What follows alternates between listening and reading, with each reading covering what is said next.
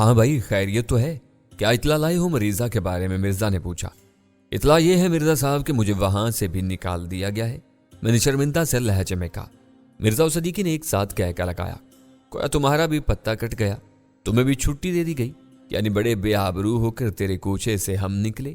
صدیقی نے مجھ پر بھپتی کسی۔ جی نہیں، ایسی کوئی بات نہیں ہے، ہم کوئی بے آبرو ہو کر نہیں نکلے، ہمارا یہ اخراج عارضی ہے، کچھ دیر بعد ہم پھر جائیں گے اور آپ لوگ دیکھتے رہ جائیں گے۔ میں نے اپنی خفت کو چھپاتے ہوئے کہا، ہاں میاں تم نہیں جاؤ گے تو کون جائے گا، لوہا ہی مقناطیس کے پاس کھینچا چلا جاتا ہے۔ میں نے دیکھی ہے وہ چوکری، اچھا صاف ستھرا پیس ہے۔ صدیقی نے ٹھنڈی آہ بھرتے ہوئے کہا، آہیں کیوں بھرتے ہیں صدیقی صاحب، وہ مقناطیس ہے تو لوہا تو آپ بھی ہیں، اور بات ہے کہ لوہا ذرا بوسیدہ اور زنگ آلود ہے۔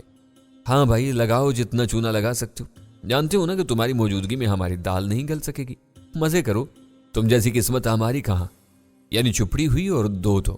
ارے آپ مایوس کیوں ہوتے ہیں صدیقی صاحب، ان چپڑیوں میں سے ایک آپ تناول فرما لیں، بشرطے کہ آپ کی 32 کی اجازت ہے۔ میرے خیال میں ڈاکٹر صنم کی جوڑی آپ کے ساتھ ٹھیک رہے گی۔ ارے بھائی کیوں دل جلاتے ہو، اس بڑھیا کو بھی تمہارے علاوہ کوئی نظر نہیں آتا ہے، ہم سے تو باتیں کرنا بھی گوارا نہیں کرتی، ذرا رنگ و روغن نہیں بگڑا ہے تو وہ سمجھتی ہے کہ وہ نئے ماڈل کی مرسیڈیز ہے، حالانکہ اگر وہ صحیح وقت پر شادی کر لیتی تو آج تمہاری عمر کے اس کے بچے ہوتے۔ صدیقی کے لہجے کی تپش محسوس کر کے ہم دونوں نے زوردار کہہ لگایا، واہ صدیقی واہ، مجھے نہیں معلوم تھا کہ تم بھی اس عورت کے لیے دیدہ و دل فرش راہ کیے ہوئے، تمہارے لہجے میں تو باقاعدہ رقابت کی جھلک ہے، کوئی ابھی تک بھوبل میں چنگاری زندہ ہے۔ مرزا نے شگفتہ لہجے میں کہا، تو کیا تم مجھے اپنی طرح برف کا ڈھیر سمجھ رہے ہو؟ تم تو جوانی کے عروج میں بھی 80 سالہ بوڑھے کی مانی تھے۔ اوہو، تو گویا تم کھلم کھلا اعتراف پیش کر رہے ہو۔ تو پھر میں ڈاکٹر صنم سے بات کروں تمہارے سلسلے میں؟ اس چمکتی دمکتی مرسیڈیز کے مقابلے میں تم اگرچہ 1 سال خوردہ بیڈ فورڈ ٹرک نظر آتے ہو، لیکن این ممکن ہے وہ خوبصورتی کے بجائے بار برداری کی صلاحیت کو ترجیح دے۔ ویسے اسلام میں مجھے اسلام آباد میں موجود تمہاری فوکس ویگن نظر آ رہی ہے۔ مرزا کی بروقت اور برمحل چوٹوں نے صدیقی کو کھسیانہ کر دیا۔ اس نے بات بدلنے کی کوشش کی لیکن مرزا نے اسے موقع نہیں دیا، وہ بار بار اسے گھیر کر اس موضوع پر لیا تھا۔ بلاخر صدیقی نے ضد چھو کر ہاتھ چھوڑ دیے، بس بہت ہو گیا بھائی، خدا کے لیے اب مجھے بخش دو۔ مرزا اور میں نے مل کر ایک بلند آہنگ کہہ لگایا۔ اسی لیے میں ڈاکٹر صنم کمرے میں داخل ہوئی، اس کے چہرے پر موجود تاثرات دیکھ کر میں بری طرح چونک پڑا، وہ مجھے کچھ حواس باختہ اور مضطرب سی نظر آئی۔ خیریت تو ہے ڈاکٹر صاحبہ؟ میں نے پوچھا۔ میرے پاس آپ لوگوں کے لیے بے حد اہم خبریں ہیں، مجھے یقین ہے کہ آپ یہ سب سن کر بری طرح چونک پڑیں گے، اس نے ہیجان آمیز لہجے میں کہا۔ اوہ، آپ کہیے کیا کہنا چاہتی ہیں؟ ہم لوگ ہمت انگوش ہیں، مرزا نے بے چینی سے لبریز لہجے میں کہا۔ آپ لوگ جانتے ہیں یہ لڑکی کون ہے؟ اس نے پوچھا۔ نہیں، بھلا ہمیں کیسے معلوم ہو سکتا ہے؟ صدیقی نے کہا، یہ لڑکی سردار شاہ مراد کی بیٹی ہے۔ کیا کہا؟ ہم تینوں ایک ساتھ چیخ پڑے۔ آپ کیا کہہ رہی ہیں؟ مجھے ہیجان اور اضطراب کی شدت سے اپنی رگیں کھینچتی ہوئی سی محسوس ہوئی۔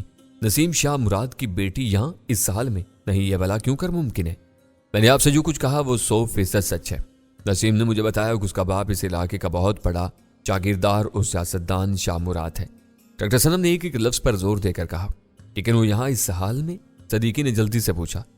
ذرا صبر کیجیے، میں نے سب کچھ دریافت کر لیا ہے، میں پوری صورتحال آپ کو تفصیل سے بتاتی ہوں، جو بات آپ کی سمجھ میں نہ آئے وہ مجھ سے پوچھ لیجیے گا۔ نسیم نے مجھے بتایا کہ سردار شاہ مراد کی 19 بیٹیوں میں سے اس کا 6واں نمبر ہے، جبکہ اس کی ماں سردار شاہ مراد کی تیسری بیوی تھی جو کہ چند سال پہلے فوت ہو چکی ہے۔ قطع کلام معاف ڈاکٹر صاحبہ، کیا آپ بتائیں گی کہ سردار شاہ مراد نے کل کتنی شادیاں کی ہیں؟ مرزا نے حیرانی سے پوچھا۔ سردار شاہ مراد ابھی تک 7 شادیاں کر چکا ہے، ان 7 بیویوں سے اس کی 19 بیٹیاں ہیں، جبکہ اس کا صرف ایک ہی بیٹا ہے جس کا نام شاہ مراد ہے۔ چند ماہ پہلے سردار شاہ مراد عرف رتا سائیں ایک حادثے کا شکار ہو کر معذور ہو چکا ہے۔ ہاں، وہ خبر ہم نے بھی پڑھی تھی کہ سردار شاہ مراد کے کسی درینہ دشمن نے اس کے جوان بیٹے کو آنکھ، ناک اور زبان سے محروم کر دیا۔ خاصے دنوں تک اس واقعے کا چرچا ہوتا رہا، پھر رفتہ رفتہ یہ معاملہ دبتا چلا گیا۔ مرزا نے تیز تیز لہجے میں کہا۔ مجھے اپنے رگے پیر میں چونٹیاں سے رینگتی ہوئی محسوس ہوئیں۔ یہ لوگ میرا ہی کارنامہ میرے روبرو تھورا رہے تھے۔ خاموں کو بہت ہی جیدار نوجوان تھا، اس نے شاہ مراد کو زبردست ذک پہنچائی اور پھر بڑے پراسرار انداز میں منظر عام سے غائب ہو گیا۔ اس کے بعد اس کا آج تک پتہ نہیں چل سکا۔ مجھے یقین ہے کہ سردار شاہ مراد اور اس کے بیٹے نے اس نامعلوم جوان پر کوئی بڑی زیادتی کی ہوگی، جبھی تو اتنی خطرناک کارروائی کرنے پر مجبور ہوا۔ میں نے دھیمے لہجے میں اپنی رائے کا اظہار کیا۔ پورے معاملے کا تو مجھے علم نہیں، لیکن میرا خیال ہے کہ یہی کچھ ہوا ہوگا، ڈاکٹر صنم نے کہا۔ آپ اس لڑکی نسیم کے متعلق کچھ بتا رہی تھی، صدیقی نے یاد دلا۔ ہاں میں اسی طرف آ رہی ہوں۔ نسیم کے کہنے کے مطابق لڑکیوں کی یہ فوج ظفر موج سردار شاہ مراد کی گاؤں والی حویلی میں قیدیوں کی سی زندگی گزار رہی ہے۔ انہیں آزادانہ گھومنے پھرنے اور پڑھنے لکھنے کی اجازت نہیں ہے۔ یہ لڑکیاں طرح طرح کی نفسیاتی الجھنوں کا شکار ہیں۔ جذباتی گھٹن سے بچنے کے لیے یہ قفس کی دیوار میں کوئی خفیہ جھروکا ڈھونڈتی رہتی ہیں جہاں سے وہ آزاد فضا میں کوئی سانس لے سکے۔ نسیم نے بھی خاصی جدوجہد کے بعد ایک ایسا جھروکا تلاش کر لیا۔ افضل ایک وجیح اور شکیل نوجوان تھا جو سردار شاہ مراد کی وسیع و ریز حویلی میں مقیم تھا۔ نسیم کے کہنے کے مطابق افضل کئی مہینے سے حویلی کے پچھلے حصے میں واقع ایک کمرے میں بطور مہمان ٹھہرا ہوا تھا۔ نسیم نے اسے دیکھا تو وہ اسے بہت اچھا لگا۔ وہ روزانہ چوری چھپے اسے دیکھنے لگی۔ وہ زیادہ عرصے خود کو افضل کی نظروں سے نہ بچا سکی۔ ایک دن افضل نے بھی اسے دیکھ لیا۔ یہ روز روز کی تاکہ جھانکی بلا کر رنگ لائی۔ وہ دونوں ایک دوسرے کو پسند کرنے لگے۔ ان دونوں میں چوری چھپے ملاقاتیں ہونے لگی۔ محرومیوں کی ماری پیار کی ایک نظر کو ترستی معصوم لڑکی اتنا بہت سا پیار پا کر دیوانی سی ہوگی۔ وہ افضل کے ہاتھوں میں کٹ پتلی بن کر رہ گئی۔ یہ خفیہ ملاقاتیں بلا کر گناہ کا پیش قائمہ ثابت ہوئیں۔ نسیم نے مزاحمت کی، اپنی سی کوشش کی، لیکن اس کی ایک نہ چلی۔ گناہ کا دروازہ ایک مرتبہ کھل جائے تو پھر کسی قسم کی روک ٹوک نہیں ہوا کرتی۔ افضل نسیم کی معصومیت سے کھیلتا رہا۔ پھر ان کے باہمی تعلق میں ایک نیا موڑ آیا۔ افضل کو گاؤں والی حویلی سے شہر والی حویلی میں منتقل ہونا پڑا۔ اس صورتحال سے نسیم بے حد پریشان ہوئی۔ انہی دنوں اس پر ایک بھیانک انکشاف ہوا۔ اپنی حالت سے باخبر ہونے کے بعد وہ بری طرح حواس باختہ ہو گئی۔ وہ بڑی بے قراری سے افضل کا انتظار کرنے لگی۔ کئی دن بعد افضل گاؤں آیا اور اپنے مخصوص کمرے میں ٹھہرا۔ رات کو نسیم اس کے پاس گئی۔ اس نے اسے بتایا کہ وہ کس مصیبت میں پھنس چکی ہے۔ یہ خبر سن کر افضل کے رویے میں عجیب سی تبدیلی پیدا ہوئی۔ اس نے روکھے سے لہجے میں کہا کہ نسیم کو چاہیے کہ وہ جلد از جلد اس مصیبت سے جان چھڑا لے۔ نسیم نے اسے کہا کہ انہیں آپس میں شادی کر لینی چاہیے، لیکن افضل نے سرد لہجے میں کہا کہ فی الحال ایسا ہونا ممکن نہیں۔ اگلے ہی دن افضل شہر آ گیا۔ اس صورتحال نے نسیم کی آنکھوں میں اندھیرے اتار دیے۔ وہ اتنی کم عقل بھی نہیں تھی کہ صورتحال کی سنگینی کو سمجھ نہ پاتی۔ اسے معلوم تھا کہ مزید چند دن گزریں گے تو معاملہ قابو سے باہر ہو جائے گا۔ خاصی سوچ بچار کے بعد اس نے اپنی ایک سوتیلی ماں کو اپنا ہمراز بنانے کا فیصلہ کیا۔ نسیم کی سوتیلی ماں کا تعلق ڈیرہ غازی خان شہر سے ہے۔ سردار شاہ مراد کی چہیتی ہونے کے ناطے اسے حویلی میں خاصا اثر رسوخ حاصل ہے۔ نسیم کی زبانی اس کی حماقتوں کی داستان سن کر پہلے تو وہ سخت برافروختہ ہوئی، پھر اسے اس پر رحم آ گیا۔ اس نے نسیم کی مدد کرنے کا فیصلہ کر لیا۔ وہ نسیم کو اپنے ساتھ لے کر اپنے میکے یعنی شہر آ گئی۔ اس نے نسیم کو میرا پتہ اچھی طرح سمجھا کر ایک رکشے میں بٹھا دیا۔ میں نے اسے سرزنش کرنے کے بعد دوا دے کر رخصت کر دیا۔ وہ دوا لے کر اپنی سوتیلی ماں کے میکے کی طرف روانہ ہوئی تو راستے میں اس کا دل افضل کی طرف کھینچنے لگا۔ وہ جانتی تھی کہ افضل یہیں اسی شہر میں اس کے باپ کی حویلی میں مقیم ہے۔ وہ اگر چاہتی تو اس سے بآسانی مل سکتی تھی، کیونکہ برقعے میں ہونے کے باعث اسے کوئی بھی پہچان نہ پاتا۔ ویسے بھی سردار شاہ مراد کی بیٹیاں 7 پردوں میں رہتی تھیں، بہت کم لوگوں نے انہیں دیکھا ہوگا۔ نسیم اپنے دل کے ہاتھوں مجبور ہو گئی تو اس نے اپنی سوتیلی ماں کو بتایا کہ ڈاکٹر صنم نے اسے اگلی صبح پھر بھرایا ہے اور ہو سکتا ہے کہ اسے ایک آدھ دن ڈاکٹر صنم کے گھر پر ٹھہرنا پڑے۔ اس کی ماں نے بادل نخواستہ اسے اجازت دے دی۔ اگلے دن صبح نسیم رکشے میں بیٹھ کر ڈاکٹر صنم کے بجائے اپنے باپ کی شہر والی کوٹھی پر پہنچ گئی۔ کوٹھی کا چوکیدار حسب توقع نسیم کے لیے بالکل اجنبی ثابت ہوا۔ نسیم نے اپنی تمام تر ہمتیں جمع کر کے اسے بتایا کہ وہ افضل سے ملنا چاہتی ہے۔ چوکیدار نے اسے مزید کوئی سوال پوچھے بغیر اسے سیدھا افضل کے کمرے میں پہنچا دیا۔ افضل اسے اس طرح اچانک اپنے پاس دیکھ کر بری طرح حواس باختہ ہو گیا۔ اس نے جلدی جلدی اپنے کمرے کے دروازے کھڑکیاں بند کر کے نسیم سے پوچھا کہ وہ وہاں کیوں آئی ہے۔ اس کی وہاں موجودگی ان دونوں کی موت کا باعث بھی بن سکتی تھی۔ نسیم نے اسے بتایا کہ وہ یہ خوشخبری سنانے کے لیے وہاں آئی ہے کہ اس نے ناگہانی مصیبت سے نجات کے انتظامات کر لیے ہیں۔ یہ بات سن کر افضل بہت خوش ہوا۔ اس کے لبوں پر مسکراہٹ دیکھ کر نسیم کی جان میں جان آئی۔ افضل نے چوکیدار کو چند خصوصی ہدایات دی اور نسیم کو رات بھر کے لیے اپنے پاس روک لیا۔ نسیم نے کوئی اعتراض نہیں کیا کیونکہ وہ افضل سے بے حد اہم گفتگو کرنا چاہتی تھی۔ رات کا اندھیرا ہوتے ہی افضل نے حسب عادت شراب کی بوتل کھولی اور شب عشرت منانے کی تیاری کرنے لگا۔ مسرت و نشاط کی گھڑیاں قریب آ گئیں تو نسیم حرف مدعا زبان پر لے آئی۔ اس نے افضل کو کہا کہ وہ اس سے شادی کے لیے پیش رفت کرے۔ افضل نے اسے ٹالنا چاہا لیکن پہلی مرتبہ نسیم اپنے کہے پر جم گئی۔ اس نے افضل کو کہا کہ وہ اسی صورت میں اس کے قریب آ سکتا ہے کہ وہ اسے شادی کا وعدہ کر لے۔ اس موقع پر نسیم کی تلخ گفتگو سن کر افضل بری طرح چلا گیا۔ اس نے نسیم کو صاف صاف کہہ دیا کہ وہ فی الحال شادی کرنے کی پوزیشن میں نہیں ہے۔ اگر نسیم انتظار نہیں کر سکتی تو اس معاملے کو ابھی اور اسی وقت ختم سمجھے۔ اس کی زبان سے نکلنے والے الفاظ سن کر نسیم کی آنکھوں تلے اندھیرا چھا گیا۔ اسے ساری دنیا گھومتی ہوئی محسوس ہوئی۔ یک لخت اس پر شدید غیظ و غضب کی کیفیت طاری ہو گئی۔ اس نے افضل کو صاف صاف بتا دیا کہ اس کی زندگی برباد کر کتنی آسانی سے اپنا دامن نہیں جھٹک سکتا۔ اگر وہ اسے شادی پر راضی نہیں ہوا تو وہ تمام صورتحال اپنے باپ سردار شاہ مراد کے گوشت گزار کر دے گی۔ وہ خود تو اپنی جان سے جائے گی ہی، سردار شاہ مراد افضل کو بھی ٹکڑے ٹکڑے کر کے اپنے کتوں کے آگے ڈال دے گا۔ نسیم کی دھمکی سن کر افضل یکدم شیر سے بلی بن گیا۔ اس نے کھکیاتے ہوئے نسیم سے کہا کہ وہ ہرگز ایسا نہ کرے، اسے تھوڑی سی مہلت درکار ہے۔ اس کے بعد وہ نسیم کے رشتے کے لیے اس کے باپ سے بات کرے گا۔ اسے سیدھا ہوتا دیکھ کر نسیم مطمئن ہو گئی۔ اس رات افضل دیر تک پیتا رہا۔ اتنے نسیم کے لیے کولڈ ڈرنک کی بوتل کھولتی۔ نسیم وہ بوتل پینا نہیں چاہتی تھی، لیکن افضل کے بے حد اصرار پر اسے وہ بوتل پینا پڑی۔ بوتل ختم ہونے کو کچھ ہی دیر بعد نسیم کو اپنی طبیعت خراب ہوتی ہوئی محسوس ہوئی۔ اس نے افضل کو بتایا تو اس نے یہ کہہ کر بات ٹال دی کہ یہ عارضی کیفیت ہے، کچھ ہی دیر میں وہ بالکل ٹھیک ہو جائے گی۔ کچھ دیر بعد نسیم کی طبیعت مزید خراب ہو گئی۔ نسیم نے افضل سے التجا کی کہ وہ اسے فوراً ڈاکٹر کے پاس لے چلے۔ افضل تیار تو ہو گیا، لیکن نسیم کو احساس ہوا کہ وہ جان بوجھ کر دیر کر رہا ہے۔ اس نے اصرار کر کے نسیم کو سیاہ برقع پہنایا۔ حالانکہ اس ہنگامی حالت میں اس کی ضرورت نہیں تھی، وہ اسے ایک کار میں ڈال کر کوٹھی سے نکلا۔ شدید اذیت کے عالم میں ہونے کے باوجود نسیم کو یہ جاننے میں کوئی دشواری نہیں ہوئی کہ افضل خواہ ادھر ادھر کے چکر لگا رہا ہے، جیسے اسے کسی بات کا انتظار ہو۔ نسیم کی حالت لمحہ بلمحہ خراب ہوتی گئی، لیکن افضل اسے کسی ڈاکٹر کے پاس لے کر نہیں گیا۔ ایک لمحے پر جب اسے نسیم کی سانسیں اکھڑتی محسوس ہوئی تو اس نے گاڑی روکی، نسیم کو گھسیٹ کر گاڑی سے اتارا اور اسے سڑک کے کنارے ڈال دی۔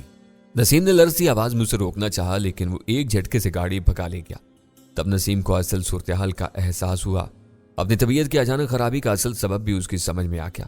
وہ جان گئی کہ افضل نے کولڈ ڈرنک میں زہر ملا کر اسے پلا دیا ہے تاکہ وہ اپنے باپ کے سامنے زبان کھول کر اس کی زندگی کے لیے خطرہ نہ بن جائے۔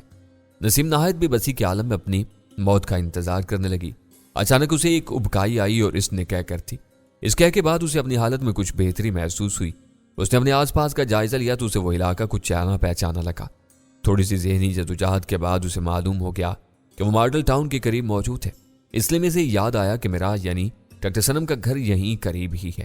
اگر وہ کسی طرح میرے گھر تک پہنچ جائے تو اس کی زندگی کے بچاؤ کی کوئی صورت پیدا ہو سکتی ہے۔ وہ اپنی تمام تر بچی کچھ طاقت اکٹھی کر کے کسی نہ کسی طرح گرتی پڑتی مجھ تک پہنچ گئی۔ آگے جو کچھ ہوا اس سے آپ لوگ اچھی طرح واقف ہیں۔ ڈاکٹر صنم کی خاموش ہوتی ہم تینوں گویا کسی خواب سے چونک پڑے۔ یہ سب سن کر مجھے دل میں عجیب و غریب سے احساسات ابھرتے محسوس ہوئے۔ بڑی متضاد کیفیت کا شکار تھا۔ ایک طرف مجھے نسیم کی داستان سن کر گہرے افسوس کا احساس ہوا تو دوسری طرف میرے دل کے کسی کونے خدرے میں عجیب کمینی قسم کی خوشی جنم لے رہی تھی۔ تو غریبوں کی بہن بیٹیوں کی عزت کو کھلونا سمجھتا تھا سردار شاہ مراد۔ دیکھا آج تیری اپنی عزت مٹی کا بمایا کھلونا بن کر رہ گئی ہے۔ میں نے اپنی اس کمینی سوچ پر فوراً ہی قابو پا لیا۔ سردار شاہ مراد کی بدعمالیوں کی سزا اس بے بس لڑکی کو ملنا کسی طرح درست نہیں تھا۔ یہ بیچاری تو خود مظلوم تھی۔ یہ اس لڑکی کی خوش قسمتی ہے ڈاکٹر صاحبہ کہ یہ آپ کے پاس پہنچ گئی۔ اب اس کی زندگی خطرے سے باہر ہے۔ اگر یہ چپ چاپ اپنی ستیلی ماں کے پاس پہنچ جائے تو کسی کو خبر بھی نہیں ہوگی کہ اس پر کیا بیت چکی ہے۔ صدیقی نے کہا۔ یہ تو آپ صحیح کہہ رہے ہیں صدیقی صاحب۔ یہ اپنی ستیلی ماں سے جا کر کہہ سکتی ہے کہ ڈاکٹرنی نے اسے ایک کے بجائے 2 دن اپنے پاس رکھا ہے۔ ڈاکٹر سنم نے صدیقی سے اتفاق کیا۔ لیکن اس حرامزادے افضل کا کیا بنے گا؟ میں نفرت بھر لہجے میں کہا۔ کیا اس ذلیل شخص کو ایسے ہی چھوڑ دیا جائے تاکہ وہ اپنی کمینی حرکتوں کے ذریعے مزید معصوم لڑکیوں کی زندگیاں برباد کرتا رہے؟ ہم اس سلسلے میں کیا کر سکتے ہیں ذوالفقار؟ ہمارے اپنے مسائل کیا کم ہیں؟ ہم ان چکروں میں کیوں کر پڑ سکتے ہیں؟ صدیقی نے کہا۔ چکروں میں پڑنے کی کیا ضرورت ہے؟ اس پر صرف ایک گولی ہی تو خرچ کرنا پڑے گی۔ میں نے پیچھو تاب کھا کر کہا۔ اب دونوں کو احساس نہیں ہے کہ آپ لوگ ایک بالکل احمقانہ بحث میں الجھے ہوئے ہو، مرزا نے تلخ لہجے میں کہا۔ لگتا ہے ہم لوگوں کے ساتھ رہنے کے باعث ذوالفقار کے دماغ کو بھی زنک لگ گیا ہے۔ میں آپ کا مطلب نہیں سمجھا مرزا صاحب، میں نے سنجیدہ ہوتے ہوئے پوچھا۔ مجھے تمہاری حاضر دماغی اور بروقت فیصلے کی قوت نے بہت متاثر کیا تھا۔ پھر میں نے یہ بھی دیکھا ہے کہ تم معاملات کے ظاہری پہلوؤں پر توجہ دینے کے بجائے ان کے پس پردہ حقائق اور اس کے منفی نتائج پر نظر رکھتے ہو، مگر اس معاملے میں تم نے بے حد سطحی سوچ اپنا رکھی ہے۔ تم صرف اس بات پر توجہ دے رہے ہو ایک معصوم لڑکی کے ساتھ ظلم ہوا ہے، لہٰذا اس پر ظلم کرنے والے کو سزا ملنی چاہیے۔ مرزا کے طنزیہ طرز گفتگو پر مجھے ہلکی سی ناراضگی کا احساس ہوا، لیکن میں نے اپنی ناراضگی کا اظہار کرنا مناسب نہیں سمجھا۔ ہو سکتا ہے یہ شخص واقعی صحیح کہہ رہا ہو، مجھ سے بھی تو کوتاہی ہو سکتی ہے۔ اچھا تو جناب مرزا صاحب، اب آپ ہی بتائیں کہ ہم دونوں کن حقائق کو نظر انداز کر رہے ہیں؟ میری بجائے صدیقی نے سوال کیا۔ اس کے لہجے میں طنز کی جھلک نمایاں تھی۔ مرزا نے اس کے لہجے کو نظر انداز کرتے ہوئے کہا، میں پہلے اس نسیم لڑکی سے چند سوالات کرنا چاہوں گا، آپ بھی میرے ساتھ چلیے۔ مجھے امید ہے کہ آپ لوگوں کو اپنے سوالات کے مکمل جوابات مل جائیں گے۔ चलिए फिर देर किस बात की है, मैंने संजीदा लहजे में कहा। इस दौरान में मेरा जहन मुसलसल इसी उधेड़बुन में लगा रहा कि मैं किस चीज को नजरअंदाज कर रहा हूं, जबकि मिर्जा के ख्याल के मुताबिक वो बेहद अहमियत की हामिल है। मुझे एहसास हुआ कि मिर्जा का कहना बिल्कुल सही है। वाकई में इस मामले को सरसरी अंदाज में देख रहा था। हम साथ वाले कमरे में पहुंचे तो हमें नसीम बेदार नजर आई। उसने हम चारों को एक साथ कमरे में दाखिल होते देखा तो उसकी आंखों में उलझन के आसार पैदा हुए। उसने इस्तेफामिया नजरों से डॉक्टर सनम की जानिब देखा। परेशान होने की जरूरत नहीं, मिर्जा साहब तुमसे चंद सवालात करना चाहते हैं, बराह मेहरबानी इनसे ताउन करना। तुम अगर कोई जवाब बराह रास्त इन्हें ना देना चाहो तो मुझे बता देना। नसीम ने तजब्जुब के आलम में इस बात में गर्दन हिलाती। मैं तुमसे जो सवालात करना चाहता हूं वो बहुत अहम है बेटी, मिर्जा ने बेहद संजीदा लहजा में कहना शुरू किया। इनके जवाब बहुत सोच समझ कर देना। नसीम ने एक बार फिर इस बात में सर हिलाया। डॉक्टर सनम साहिबा ने हमें तुम्हारे मुतालिक सब कुछ बता दिया है, मिर्जा ने धीमी आवाज में कहा। इसकी बात सुनकर नसीम की नजरें बेख्तियार झुकती चली गईं। जो कुछ तुम पर गुजरी इसका हमें अफसोस है। तुमने अपनी मासूमियत और नादानी की वजह से धोखा खाया। मुझे उम्मीद है कि तुम अब समझ चुकी होगी कि वो शख्स हद दर्जे का कमीना, मतलब परस्त और गरीज है। इसने अपना मतलब पूरा होने के बाद तुम्हें कत्ल करने की कोशिश की। मेरे ख्याल में इससे बढ़कर शैतानियत कोई नहीं हो सकती। मिर्जा ने तवक्कुफ करके नसीम की तरफ देखा। इसकी नजरें झुकी हुई थीं। मैं तुमसे पूछना चाहता हूं कि इस शख्स की असलियत से वाकिफ होने के बाद तुम उसके लिए अपने दिल में किस किस्म के जज्बात रखती हो? मेरा मतलब है, क्या तुम अब भी उससे मोहब्बत करती हो? नसीम एक लम्हे के लिए गुमसुम सी होकर रह गई, फिर उसने नफी में गर्दन हिला दी। मैं इससे नफरत करती हूँ, शदीद तरीन नफरत, उसने लरजती हुई आवाज में कहा। मुझे यह जानकर खुशी हुई कि तुम एक हकीकत पसंद लड़की हो। अब तुम ये बताओ कि इस शख्स को क्या सजा मिलनी चाहिए? मैं इसे अपने हाथों से गोली मारना चाहती हूँ, नसीम ने पहली मर्तबा कदर तेज लहजे में कहा। बहुत खूब, मिर्जा ने तहसीन भरे लहजे में कहा। मैं मिर्जा के इन सवालात का मतलब समझने की कोशिश कर रहा था, जबकि सदीकी के चेहरे पर बेजारी के वाज़ेह आसार थे। इसका मतलब है तुम एक बहादुर लड़की हो। अब जरा यह भी बता दो कि अगर तुम्हें मालूम हो जाए कि कोई शख्स तुम्हारे घर को आग लगाना चाह रहा है तो तुम क्या करोगी? नसीम ने अजीब सी नजरों से मिर्जा की तरफ देखा। मैं इसे गोली मार दूंगी, यही कहना चाहती हो ना तुम? मिर्जा ने इसका जुमला मुकम्मल कर दिया। नसीम के चेहरे पर अज़्म के आसार उभरे। हाँ, मैं ऐसे शख्स को गोली मार दूंगी। हमारा यह प्यारा वतन पाकिस्तान भी तो हमारा अपना घर है ना? मिर्जा ने अजीब से लहजे में सवाल किया। मिर्जेन में एक शनाका सा हुआ। मेरी समझ में कुछ आने लगा कि मिर्जा के इन सवालों का मकसद क्या है। हाँ, ये पाक वतन भी हमारा अपना प्यारा घर है, नसीम ने मुस्तहकम लहजे में कहा। और कोई अगर हमारे प्यारे वतन को आग लगाना चाहे तो? मिर्जा ने धीमे लहजे में पूछा। तो मैं उसे भी गोली मार दूंगी। मुझे नसीम के लहजे में फौलादी अज़्म की झलक नजर आई। तो तुम अपने वतन के दुश्मनों को गोली मार दोगी, खा वो कोई भी हो? हाँ, बेशक वो कोई भी हो। एक मरतबा फिर अच्छी तरह सोच लो कि तुम क्या कह रही हो। हुब्बुल वतनी के मामले में सोचने की जरूरत नहीं होती। और अगर वतन का दुश्मन, वतन को आग लगाने वाला तुम्हारा बाप हो तो फिर तुम्हारा रद्द-ए-अमल क्या होगा? मिर्जा ने यकलख्त वो सवाल कर डाला जिसके लिए वो इतनी देर से जमीन हमवार कर रहा था। मिर्जा का सवाल सुनकर नसीम का चेहरा यकदम सफेद पड़ गया। यह सवाल उसके असाब पर बिजली बनकर गिरा। मैं इसके जहन में होने वाली जबरदस्त कशमकश को अपने तसव्वुर की आंख से बाखूबी देख सकता था। वो मेरी तवक्का से कहीं पहले एक फैसले पर पहुंच गई। वतन के मुकाबले में किसी रिश्ते की कोई अहमियत नहीं होती। मादर वतन की सलामती हर शय, हर ताल्लुक, हर मफाद पर फोकियत रखती है। मुझे तुमसे यही उम्मीद थी बेटी, मुझे तुम पर फख्र है, मिर्जा ने मसरूर लहजे में कहा। मुझे नहीं मालूम मुझे ये सब किसने सिखाया, नसीम ने खोए लहजे में कहा। शायद मेरी मरहूमा माँ ने। वो पढ़ी लिखी औरत थी, वो जो पढ़ाना लिखाना चाहती थी, लेकिन मेरे बाप ने इसकी इजाज़त नहीं थी। मेरी माँ मुझे मेरे बाप से चोरी छुपे पढ़ाया करती थी, बगैर किसी किताब और तख्ती के। वो सबक किताब के नहीं, जिंदगी के होते थे। इन्हीं असबाक में से एक सबक वतन से मोहब्बत का भी हुआ करता था। यह सबक मुझे इतनी बार पढ़ाया गया कि मेरी रूह तक में उतर गया। फिर मेरी माँ, मेरी उस्तानी इस दुनिया से चली गई। मेरी तालीम अधूरी रह गई, मैं अधूरी रह गई। आज मुझे फिर वो भूला हुआ सबक याद आ गया। तुम्हारी माँ वाकई एक अजीम औरत थी जिसने तुम्हारी इब्तदाई तरबियत की, मिर्जा ने ताजीम भरे लहजे में कहा। क्या मेरा बाप वाकई वतन दुश्मन है? नसीम ने लरजती आवाज में कहा। मुझे नहायत अफसोस के साथ कहना पड़ता है कि यह सच है। तुम्हारा बाप वतन से गद्दारी का मुर्तकिब हो रहा है। यह महज इल्जाम नहीं बल्कि एक ठोस हकीकत है। बल्कि वो इस रास्ते पर इतना आगे जा चुका है कि उसकी जात मुल्क कौम के लिए जबरदस्त खतरा बन चुकी है। वो इस इलाके में भारतीय खुफिया एजेंसी रा का सबसे बड़ा सरपरस्त और पुश्तपनाह बना हुआ है। मेरे ख्याल में तुम्हें यह बताने में कोई हर्ज नहीं है کہ ہم تینوں کا تعلق ملک کی ایک اہم خفیہ ایجنسی سے ہے۔ ہمیں تمہارے باپ سردار شاہ مراد کے خلاف تحقیقات کرنے کے لیے دارالحکومت سے یہاں بھیجا گیا ہے۔ بدقسمتی سے سردار شاہ مراد کو ہمارے ارادوں کی سن مل گئی تھی۔ اس کے ساتھ ہی اس نے ہمیں ختم کرنے کے لیے طرح طرح کے جان لیوا جال بچھانے شروع کر دیے۔ ہم سخت جدوجہد کے بعد اپنی جانیں بچانے میں کامیاب ہو سکے۔ ڈاکٹر صنم کا گھر ہم لوگوں کی واحد پناہ گاہ ہے، جس کے باہر ہر طرف تمہارے باپ کے کارندے بھوکے درندوں کی مانند ہمیں تلاش کرتے پھر رہے ہیں۔ مرزا نے نہایت ہی پر اعتماد لہجے میں بہت پر اثر انداز میں اپنی بات مکمل کی۔